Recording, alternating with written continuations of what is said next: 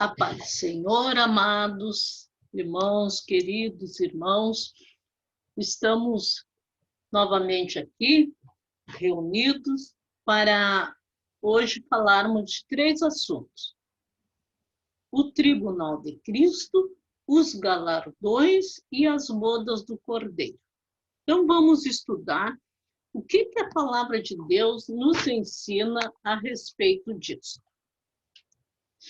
Nós vimos no nosso último encontro sobre o arrebatamento da igreja, que está escrito em Coríntios, em Tessalonicenses, né?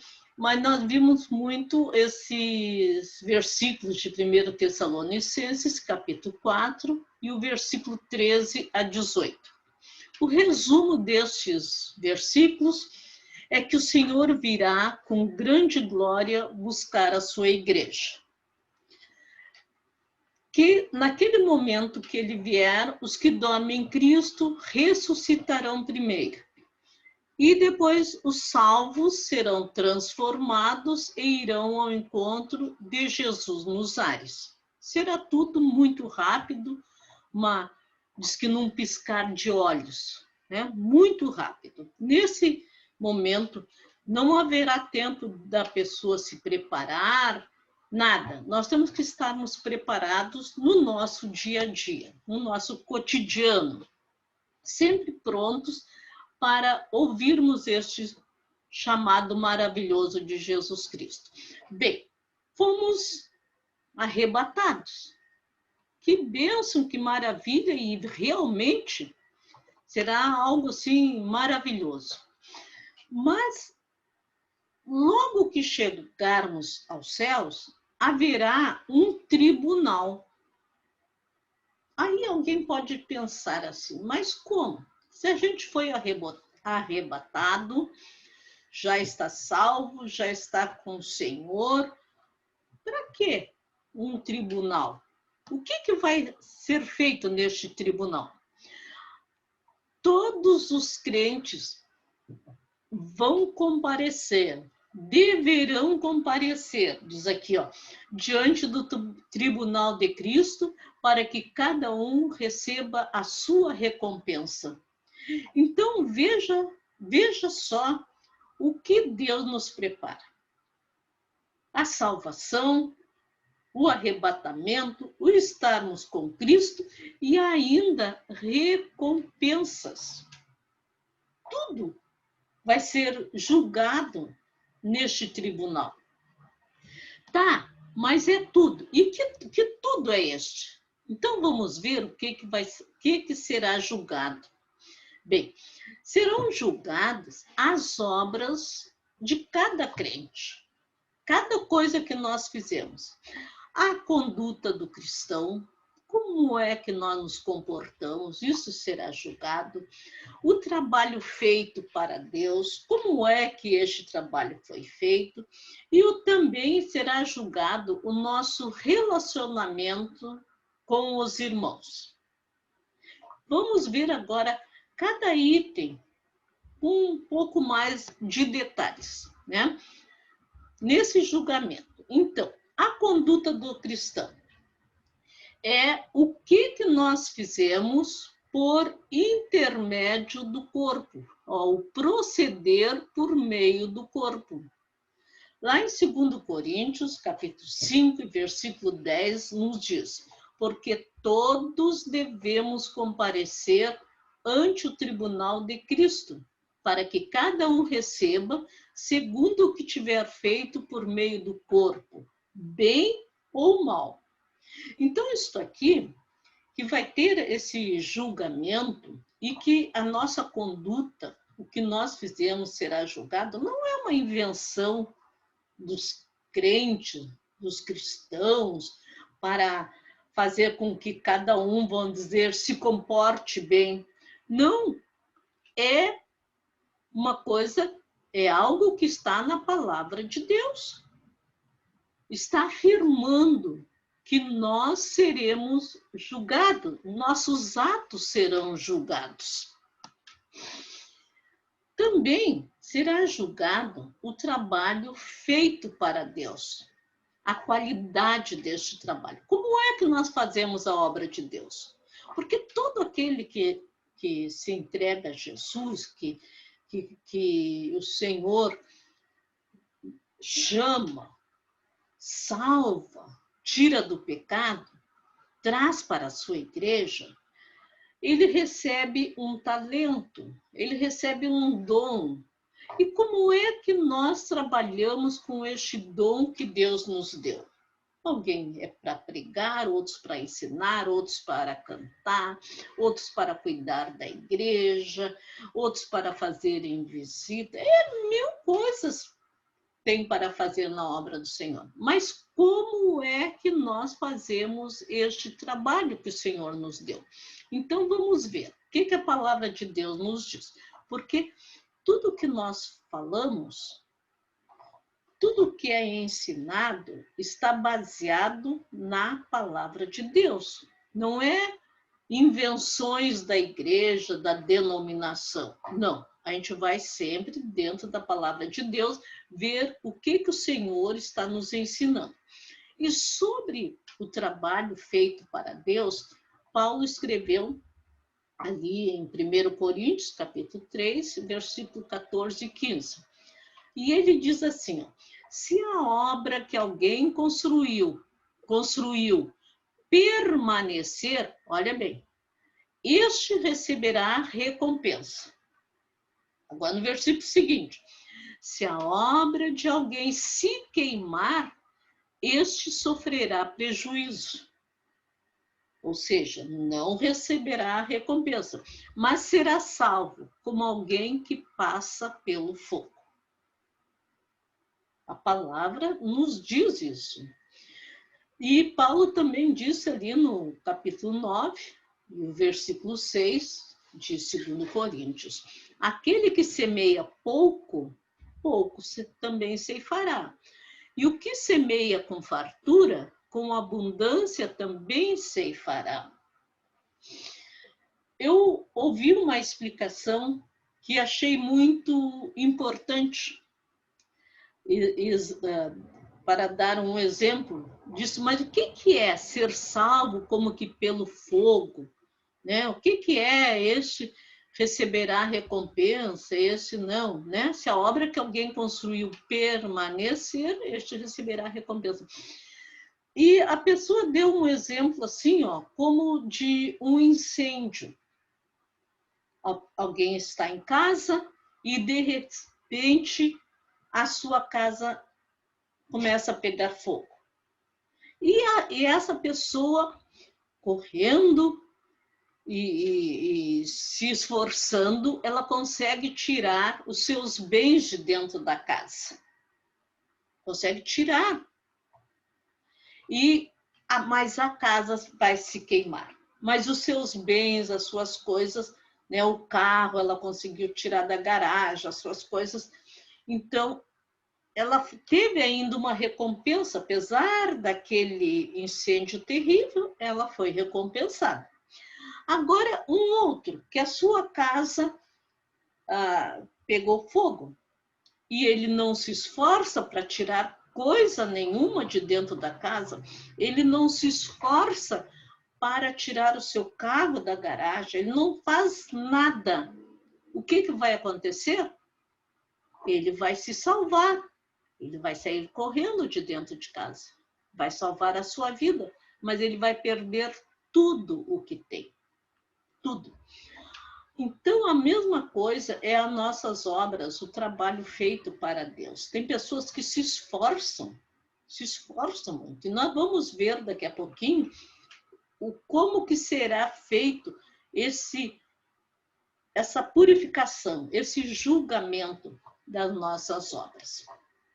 Vamos, então, mais uma coisa que será julgada também, muito importante, é o nosso relacionamento na igreja, dentro da igreja ou fora da igreja, com os nossos irmãos. Às vezes a gente acha que não tem importância. Cada um por si e Deus por todos, como diz o ditado, né? Mas não, nós temos que cuidarmos também um dos outros. ali em Romanos 14, 10 está escrito: mas tu, por que julgas a teu irmão? Ou tu também, por que desprezas a teu irmão? E veja só a complementação do versículo. Pois todos havemos de comparecer ante o tribunal de Cristo. Então, esse tribunal, irmãos, é uma realidade. A nossa vida, nossas obras, as nossas palavras, nossos atos, tudo será julgado pelo Senhor. Então, não pense como alguém às vezes diz: Deus se interessa pela nossa alma, nosso espírito. Não, por tudo. Porque nós somos o templo do Espírito Santo. E como que este templo vai existir num corpo contaminado, numa mente com inveja, com desprezo pelos seus irmãos? De maneira nenhuma. O Senhor mesmo disse assim, sede santos, porque eu sou santo. Nós mesmo não conseguimos, mas através do Senhor Jesus, Ele nos santifica. Glória a Deus por isso. Então, qual é o tratamento que nós temos dispensado aos nossos irmãos? Vamos dar um tratamento bom só para quem tem posses, quem tem aparência, quem tem graduação? Não. Todos somos iguais na presença do Senhor. Glória a Deus por isso. Né? Bem, nós vamos ver que Jesus Cristo é o fundamento da igreja. Aí aqui Paulo, ele explica muito bem sobre esse julgamento. E aí, nesse versículo, nesse capítulo 3, 1 Coríntios, capítulo 3, versículo 11 a 15, está bem explicadinho. É só lermos ali com atenção que a gente já entende. Olha só, porque alguém pode pôr outro fundamento, porque ninguém pode pôr outro fundamento além do que já está posto. Que fundamento é esse? Jesus Cristo. Não existe outro fundamento, o qual é Jesus Cristo. Aí ele diz, e se alguém sobre este fundamento, que é Jesus Cristo, formar um edifício de ouro, prata, pedras preciosas, madeira, feno, palha, a obra de cada um se manifestará. Um dia ela vai ser mostrada. Né? Na verdade, olha só, o dia a declarará, porque pelo fogo será descoberta, e o fogo provará qual seja a obra de cada um. E Paulo continua explicando. Se a obra que alguém edificou nesta parte permanecer, esse receberá galardão. Mas se a obra de alguém se queimar, sofrerá detrimento, mas o tal será salvo, todavia, como pelo fogo. Vai salvar, vai ser salvo, mas não vai sobrar nada das suas obras. E nós vamos ver agora como é julgado as nossas obras. Bem, Paulo falou ali sobre o fundamento, que é Jesus Cristo, mas se alguém sobre esse fundamento construir ou levantar um edifício de ouro, mas o que é levantar um edifício de ouro? O ouro simboliza as coisas divinas, obras feitas segundo a vontade de Deus. Não é aquela vontade humana, é segundo que a gente sabe que aquilo é o que Deus quer que nós façamos. 1 Coríntios 10, 31 e 32 nos diz, portanto, quer comais, quer bebais, ou façais outra qualquer coisa, fazei tudo para a glória de Deus. Coisas comuns, beber, comer, mas Pode não ser para a glória de Deus? Pode, pode. E ele diz, não importa o que você faça, tudo que fizeres, fazei como para a glória de Deus. Portai-vos de modo, olha aqui, queridos, que coisa importante, portai-vos de modo que não deis escândalos, nem aos judeus, olha, nem aos gregos e nem à igreja de Deus.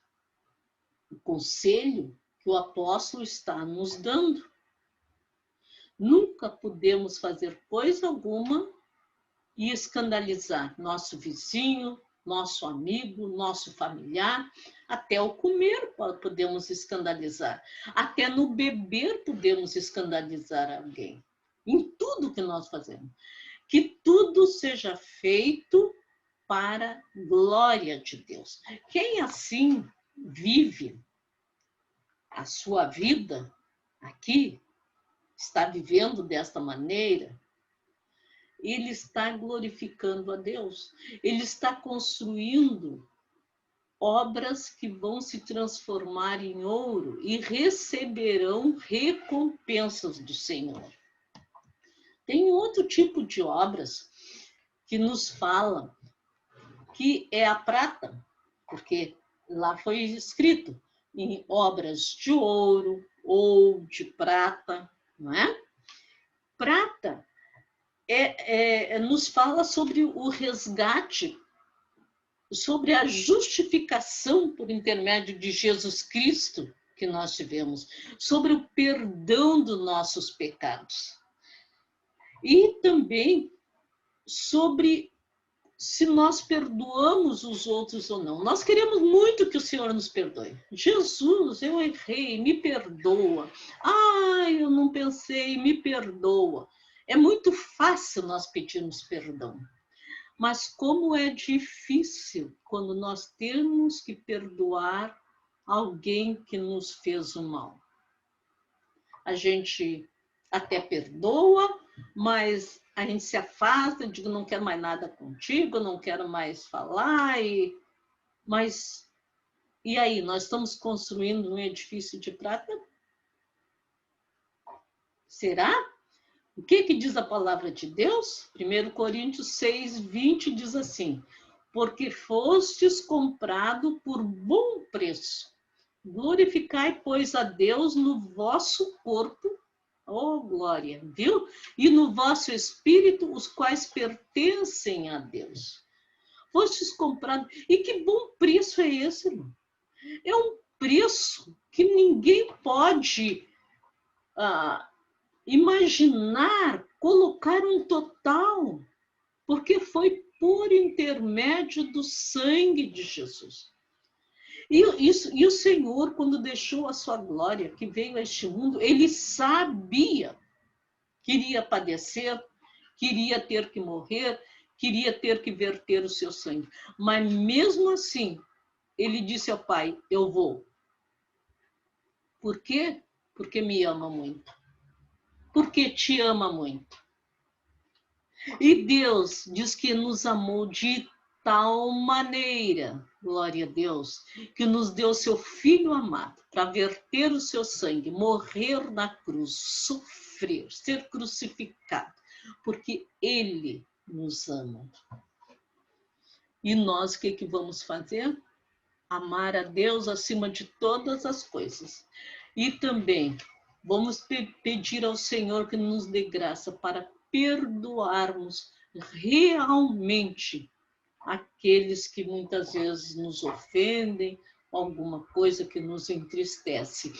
Efésios 4:32 nos diz, antes, sede uns para com os outros, olha, benignos, misericordiosos, perdoando-vos uns aos outros, como também Deus vos perdoou em Cristo. É assim, é assim. Não é fácil, mas com a ajuda de Deus, com a ajuda de Jesus Cristo, nós conseguiremos. e deixaremos nosso coração totalmente limpo para Deus poder habitar, nos usar conforme a sua vontade. Há um outro material muito lindo, que são pedras preciosas. Que as pedras preciosas diz que simbolizam as obras feitas no poder do Espírito Santo. Não é no poder do homem. Alguém, certa vez, disse assim para um irmão, né? Vai no culto hoje. Vou estar pregando e tu vai ver. Eu vou fazer todo mundo cair no chão, se derramar, porque eu. Aí, quando essa pessoa ficou falando isso comigo, eu pensei, que tristeza. Porque eu não faço coisa nenhuma. Quem faz, aleluia, quem toca nas vidas, quem transforma os corações é o Espírito Santo. E nós temos que fazer as obras no poder do Espírito Santo. Aquilo que o Senhor nos der para fazermos é tudo pelo Espírito Santo. Nós vimos lá em Atos, quando fala sobre Pedro, né? Quando ele foi no templo ali para orar e aquele coxo pediu uma esmola. Nós conhecemos bem essa passagem, está em Atos capítulo 3, versículo 6, aqueles versículos ali. E Pedro não tinha dinheiro. Pedro era pobre, era um pescador. Mas ele viu, mesmo que ele tivesse dinheiro, mesmo que ele tivesse ajudado financeiramente um pouco aquele homem, mas ele viu que o que aquele homem realmente precisava não era do dinheiro, era de algo muito maior. E o dinheiro, ele poderia dar dele mesmo como pessoa, mas esse algo a mais, ele só poderia dar no poder do Espírito Santo. Aí foi quando ele disse, eu não tenho prata e nem tenho ouro, mas o que eu tenho, isso te dou. Ele estava cheio do Espírito Santo, meus amados. Ele estava cheio do poder. E ele disse, isso eu te dou.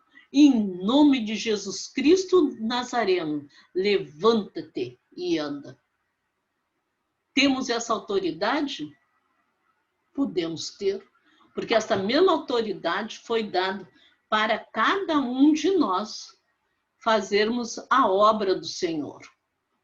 Glória a Deus, louvado seja o seu nome, que o Senhor possa nos usar, que nós possamos nos colocar na presença de Cristo e dizer, Senhor, eis-me aqui, me usa como tu queres.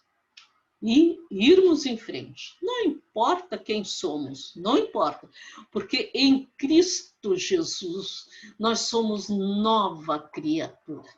Glória a Deus, louvado e santo é o teu nome, seu nome glorioso. Agora, nós vimos 3 obras, ouro, prata e pedras preciosas. Obras que permanecem, 3 materiais que permanecem. Agora, nós vamos ver outros 3 materiais que se queimam, que não têm valor. E Paulo, quando ele falou sobre os materiais, que muitos edificam em cima do fundamento que é Jesus Cristo, ele não falou apenas do ouro, prata e pedras preciosas. Ele também falou da madeira, do feno e da palha. O que elas significam? Madeira é um símbolo da natureza humana. A madeira representa todas as obras feitas naquela força do eu.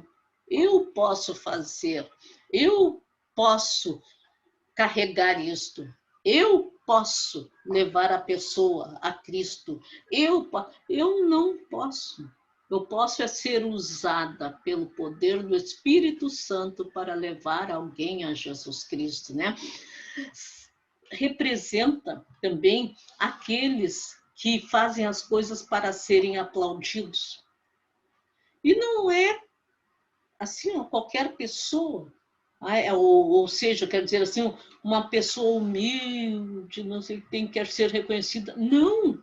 Às vezes são pessoas importantes. Muitas vezes são pessoas com grandes títulos. Fazem uma pregação muito linda.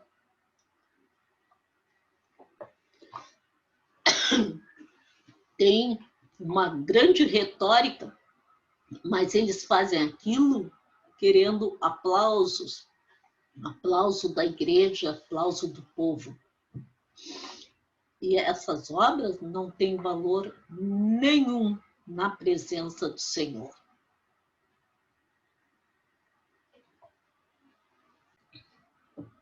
Então, a gente vê que são obras feitas como os ímpios também fazem, não é mesmo? Quantas pessoas que não têm Jesus e fazem obras maravilhosas? Ajudam os pobres, fazem doações, fazem visitas, mas eles fazem por bondade.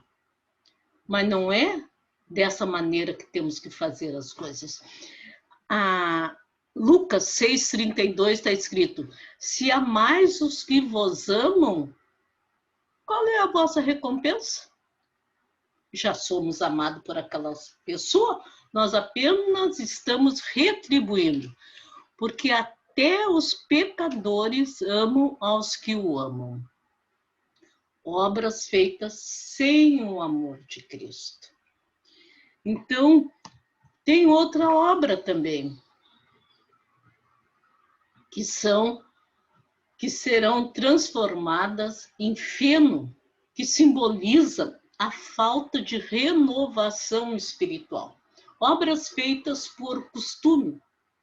E como tem gente na igreja, na casa do Senhor, fazendo coisas por costume. Acostumou a pregar, acostumou a cantar, acostumou a estar na porta. É costume. Eu nem sei viver diferente. É tudo aquilo que é feito sem vida, sem a graça de Deus, apenas por costume ou dever religioso, destituído de amor. São obras que não têm valor nenhum na presença do Senhor. Mateus 12:36 diz: mas eu vos digo, de toda palavra ociosa que os homens disserem, hão de dar conta no dia do juízo. Isso é muito sério, irmãos. É muito sério. Até as nossas palavras, até as palavras ociosas, palavras sem sentido, sem motivo, tudo nós daremos conta. O Senhor, Ele está nos ouvindo, nos vendo cada minuto da nossa vida. Tem outra obra ainda que vai se transformar em palha. Para pegar fogo, palha é para já, feno muito rápido, não é? E a palha significa as obras feitas sem convicção, com dúvidas, instabilidades espirituais. Aquelas pessoas, às vezes, estão na igreja, dali a pouco se incomoda com alguma coisa, sai da igreja, ou então está numa igreja, não gostou, vai para outra, não gostou, vai para outra. Ele não tem raízes, ele não tem convicção. A palavra de Deus em Efésios 4:14 nos diz assim: para que não sejamos mais como os meninos inconstantes, levados de um lado para outro por todo o vento de doutrina, pelo engano dos homens, que com astúcia enganam fraudulentamente. Quem não tem raízes profundas, ele é enganado muito facilmente. E a pessoa que assim age, ela não consegue nem ter obras. Ela é muito instável. E o que ela vai apresentar para o Senhor? Mas vamos ver agora, o que vai acontecer? O que Jesus fará com as nossas obras? Vejam só, eu fico imaginando, né, naquele dia, a gente chegando na presença do Senhor, sendo arrebatado, né? E aí o Senhor diz que agora vai julgar as nossas obras. Então ele chega para mim e diz assim: Lia, depois eu vou receber um outro nome, nós vamos estudar, que o Senhor nos dará uma pedrinha branca com outro nome, né? Mas vamos dizer, Lia, me dá tuas obras, agora eu vou julgar as tuas obras. Ele está julgando, né? Aí eu entrego as minhas obras muito contente para ele. Ah, Senhor, olha aqui. Sabe o que Jesus vai fazer com as minhas obras? Ele vai pegar e jogar no fogo. Pode uma coisa dessas? Aí a gente até, mas como? É que nem eu receber um presente e colocar no fogo. Eu dei um presente para o Senhor, olha aqui, Senhor, tudo que eu fiz para ti. E ele pega aquelas minhas obras e coloca no fogo. É que o fogo é que vai provar com que intenção eu fiz aquelas obras. É só pelo fogo, só pelo intermédio do fogo. E agora, então, quando ele coloca essas obras no fogo, algo maravilhoso vai acontecer. É o nosso trabalho na igreja, as ofertas, as missão, as esmolas, as visitas, o nosso trabalho, tudo. Algo vai acontecer. Então, tá ali, ó. Elas vão se transformar. Essas obras que eu vou entregar nas mãos do Senhor, ele vai pegar, colocar no fogo. E ali o fogo vai transformar. As obras estão lá, ó, todas no fogo. E agora elas vão se transformar ou em boas obras ou em obras inúteis. Vejam de que maneira. Coisa linda. Por intermédio desta purificação, se transformarão. Ouro, prata, pedras preciosas se transformarão em boas obras. E essas obras, as pessoas que tiverem essas obras receberão galardões. Agora, aquelas obras que se transformarem em madeira, palha ou feno, vai virar cinza. Porque nós sabemos que o fogo queima a madeira, a palha e o feno. E vamos, então, aquele que tem as obras que vão permanecer, eles vão receber galardões. E que galardões serão esses? Olha que coisa linda. Coroas. Coroas estão preparadas para cada um de nós. Nossas ações serão a medida da recompensa que receberemos pela graça de Deus, pela misericórdia de Deus. Porque não mereceríamos nada. E ainda, além da salvação, além de irmos para os céus, receberemos galardões. As coroas. A eternidade, ela não se limita a uma existência interminável, como alguém diz assim, ai, lá no céu, eu vou passar a vida inteira tocando, cantando, ai, a eternidade vai ser sempre assim. Não, será algo maravilhoso.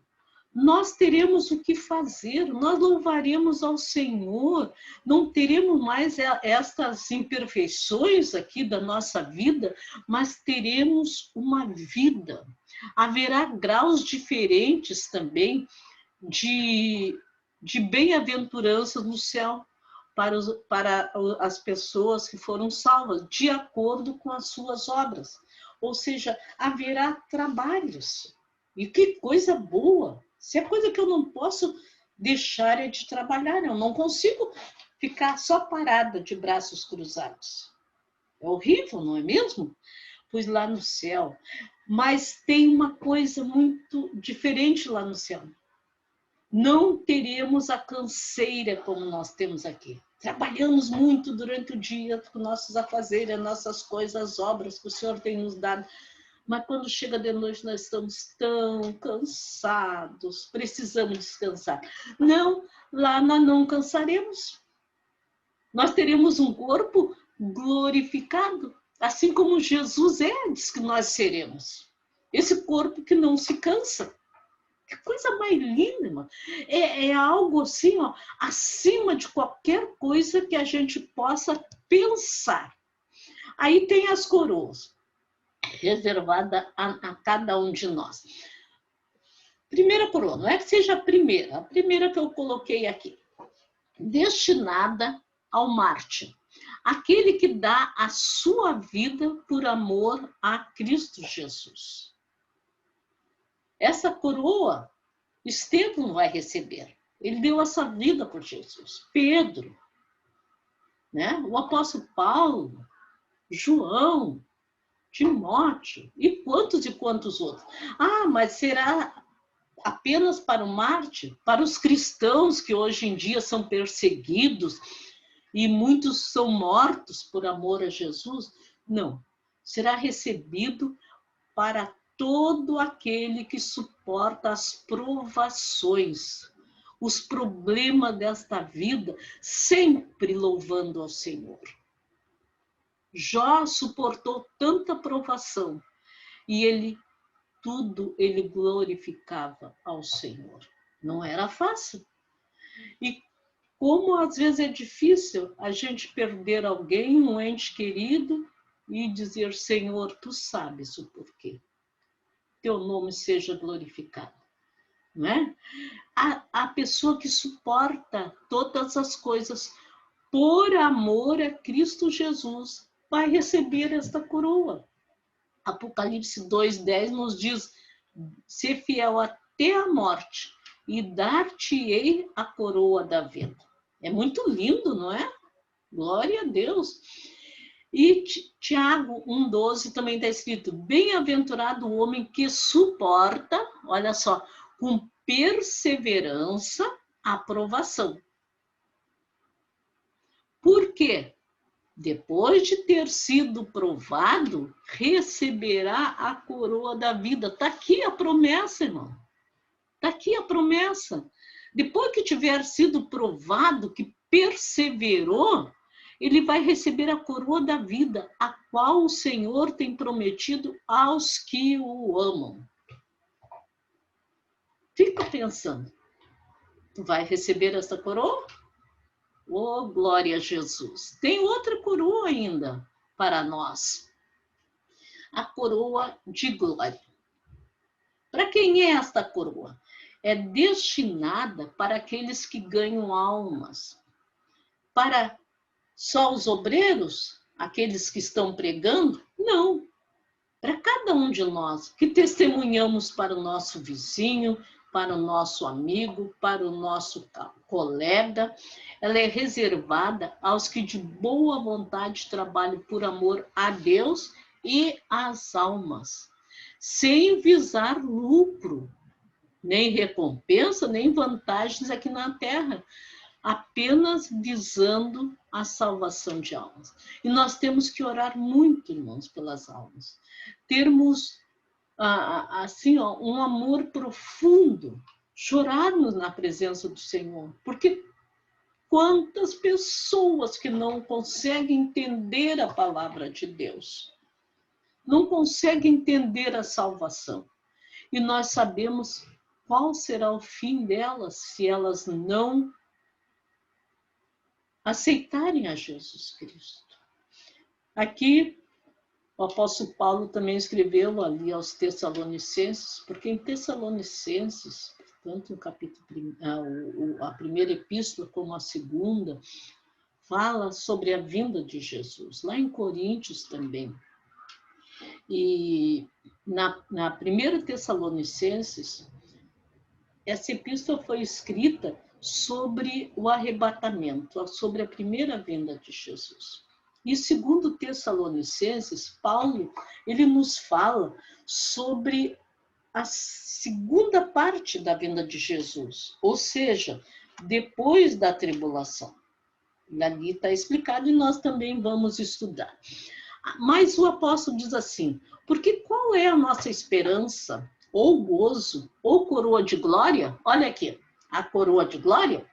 Porventura não sois vós também diante de nosso Senhor Jesus Cristo em sua vinda? Na verdade, vós sois a nossa glória e gozo. Que alegria, irmãos, vai ser aquele dia. Nós estudamos no nosso último encontro que nós vamos nos reconhecermos lá no céu. Por isso que Paulo escreveu isso aí. Que os irmãos eram a sua alegria, o seu gozo. Que alegria que ele teria naquele dia lá nos céus de encontrar os seus irmãos. E assim também nós, que alegria teremos de encontrar uma pessoa que a gente levou a Jesus Cristo, que nós ganhamos aquela alma. É maravilhoso, não é mesmo? Temos mais uma coroa, a coroa incorruptível. Que essa coroa, ela é destinada ao vencedor. É aquele que vence a si mesmo.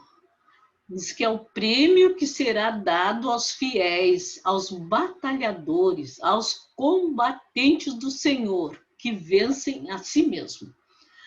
É muito fácil, ou é mais fácil, às vezes alguém combater contra outro e vencer.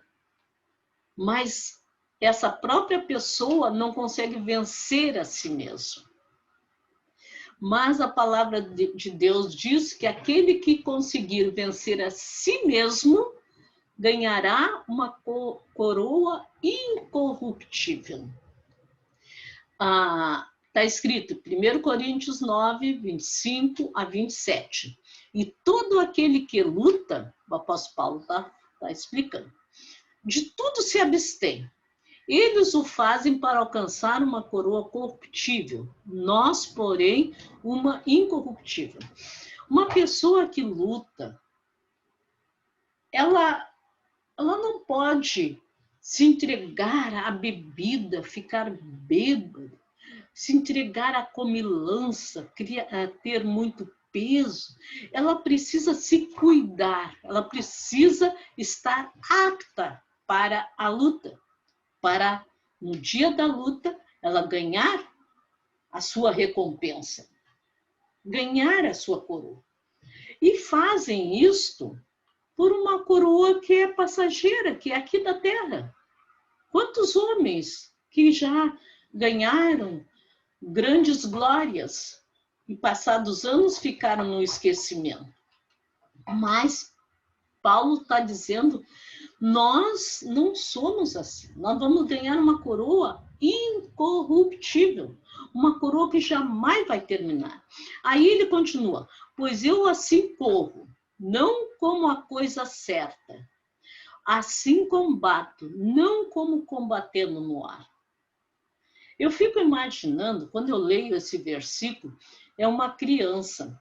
Quando meu filho era pequeno, ele brincava, ele gostava de brincar de luta com o pai. E ele dizia, vamos fazer uma boa luta, pai? Vamos.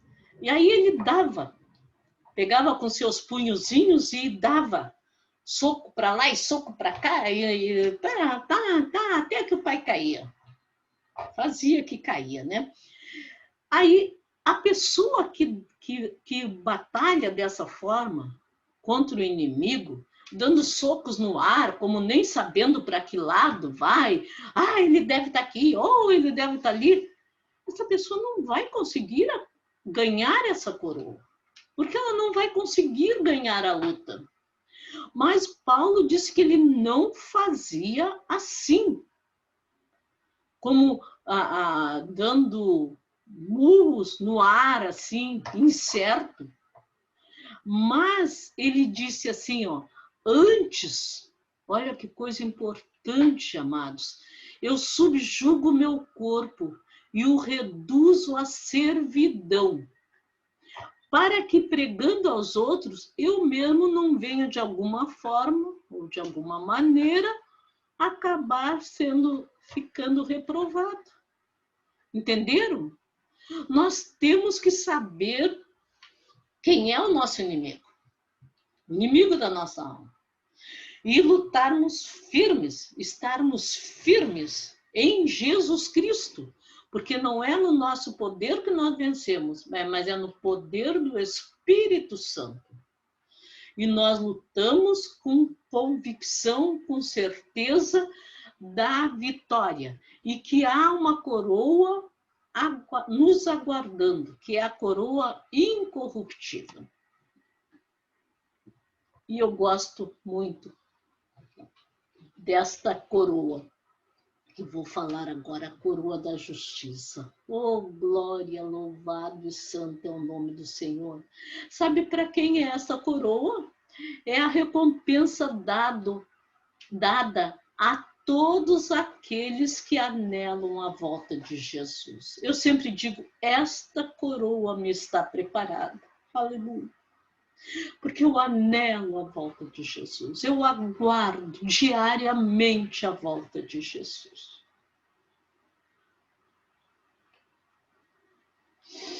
Louvado seja o Senhor. É destinado ao cristão verdadeiro que anela estar com Ele.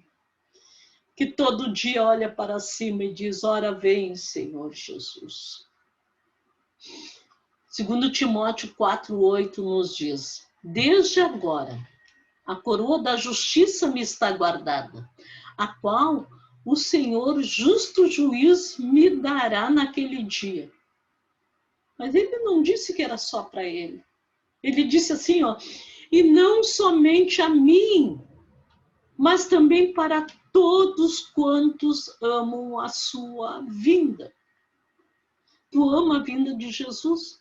Tu aguarda a vinda de Jesus? Tu está preparado para a vinda de Jesus? Tem essa coroa te aguardando. Maranata, diz aqui, ora vem, Senhor Jesus. Glória, louvado, santo, bendito é o nome do Senhor Jesus Cristo. Alguns estudiosos colocam mais uma coroa ainda, que é a coroa de gozo, mas ela está, eu acho assim, ela está muito junta com a outra coroa. Aqui, deixa eu passar atrás, que vocês vão ver aqui assim, a coroa de glória e a coroa de gozo, quando Paulo fala aqui. Então, eu não coloquei assim especificamente, mas se em algum estudo vocês verem, tá muito bem. Bem, recebemos as nossas coroas, as nossas obras foram julgadas, tudo mais. E como é que serão visualizados estes galardões que nós recebemos? Diz que serão visualizados pelo brilho de cada um de nós. Cada um terá um brilho especial. Daniel, capítulo 12, e versículo 3, ele nos explica isso. Os que forem sábios, pois, resplandecerão como o fulgor do firmamento. No firmamento há brilhos diversos, diferentes, de várias intensidades. E Daniel está explicando isto. Os que forem sábios, pois, resplandecerão como o fulgor do firmamento. E os que a muitos conduzirem à justiça, como as estrelas, sempre e eternamente. E assim será para cada salvo. Cada um terá o seu brilho especial. Aleluia! É muito lindo estudar a palavra de Deus. E aí, enquanto está vendo todo aquele julgamento, aquela entrega de coroas, aquele brilho, eu imagino assim, ó, está sendo preparada as bodas do Cordeiro. É que nem numa festa de casamento. todos vão para lá, tudo mais, está sendo realizado o casamento, mas alguém está preparando a festa. E os anjos estarão preparando a festa para nós. Não será um salãozinho assim pequeno, não. Será algo assim magnífico, algo que nós não podemos, não temos como explicar. Aí diz assim, ó, o Senhor disse, bem-aventurados aqueles que são chamados para as bodas do Cordeiro. Que bem-aventurança mesmo, porque nós participaremos destas bodas, das bodas do Cordeiro, a noiva de Cristo. Lá, aquele versículo anterior também está lá em Apocalipse, e esse aqui também, Apocalipse 19, 7, nos diz assim, ó. Eu me alegro tanto, irmão. Regozijemo-nos, alegremo-nos, demos-lhe glória, porque vindas são as bodas do Cordeiro, e já a sua esposa se aprontou. Glória a Deus, louvado é o seu nome. A noiva está pronta. Mas tem uma coisa muito importante num casamento, irmãos. Muito importante. Primeiro, é que a noiva tem que aceitar as núpcias. Ela tem que aceitar casar. Ninguém vai amarrado até o altar. Nenhuma noiva vai arrastada, não é? Ela vai de livre e espontânea vontade. Assim somos nós. Temos que querer participarmos das bodas do Cordeiro. Outra coisa, a noiva deve ser fiel, tem que ser fiel. Qual o noivo que vai dizer, não, eu não me importo que ela namore outros também, porque eu sei que ela me ama, mas ela também ama outro. Não, ela tem que ser fiel. E o Senhor também quer essa fidelidade. Ele não nos divide com ninguém. Nós temos que ser fiéis inteiramente a Ele. A noiva deve ter comunhão com o noivo. Ou seja, querer saber do noivo. Como é que nós vamos querer saber? Como é que nós vamos saber do noivo? Dessa maneira aqui, ó. Lendo a palavra de Deus. Todos os dias. Se uma noiva está morando antes do casamento, longe do noivo, antigamente eram enviadas cartas e ela ficava aguardando ansiosamente pela chegada do correio. Mas duvido que quando o correio chegasse, ela recebesse a carta e colocasse lá em cima de um balcão, de uma coisa, e dissesse, pensasse, tá, depois eu vou ver o que meu noivo escreveu. Não, ela deixaria tudo que estivesse fazendo. Na hora que o carteiro chegasse, ela ia correndo, iria abrir aquela carta para ver o que seu amor tinha mandado dizer para ela. Assim é nós, irmãos. Nós temos que amar a Cristo como nosso noivo e todos os dias lermos as cartas de amor que Ele tem mandado para nós. A Bíblia são cartas de amor que o Espírito Santo nos traz. Poderia dizer assim, ó, entre aspas, Ele é o carteiro que está nos trazendo, e quando nós lemos aquela carta de Jesus Cristo, ela se torna viva, porque o Espírito Santo torna viva essa palavra. É lindo, não é, irmão? É muito lindo. A noiva, ela tem que estar vestida de linho fino, puro e resplandecente. Puríssimo. Uma noiva, ela, por mais linda que ela esteja arrumada, que o seu vestido tenha custado, seja caríssimo, mas se na hora que ela saiu, caiu um pingo de tinta, uma sujeira no seu vestido, todo mundo vai só olhar para aquela sujeira. E ela não vai querer ir para o casamento com aquela sujeira. Ela vai dar um jeito de limpar aquilo.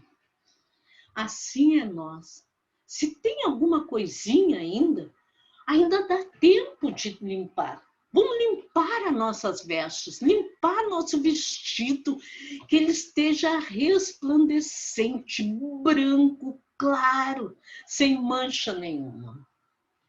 E nós devemos ser submissos a Cristo, submissos à sua vontade. Qual é a noiva que não faz a vontade do seu noivo?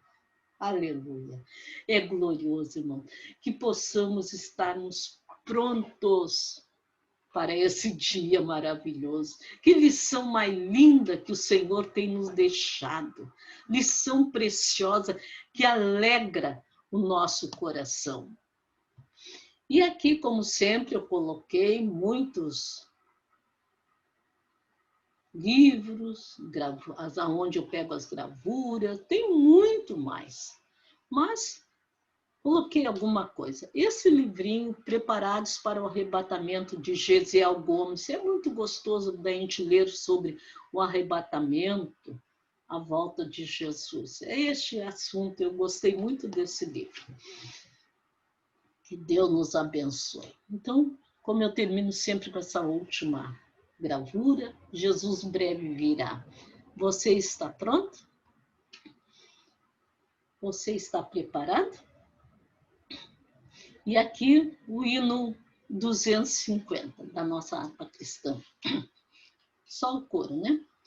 Ó noiva de Jesus, apronta-te para ir para o eterno e santo reinado, que divinal amor irá lá então fruir com Jesus Cristo, o teu amado.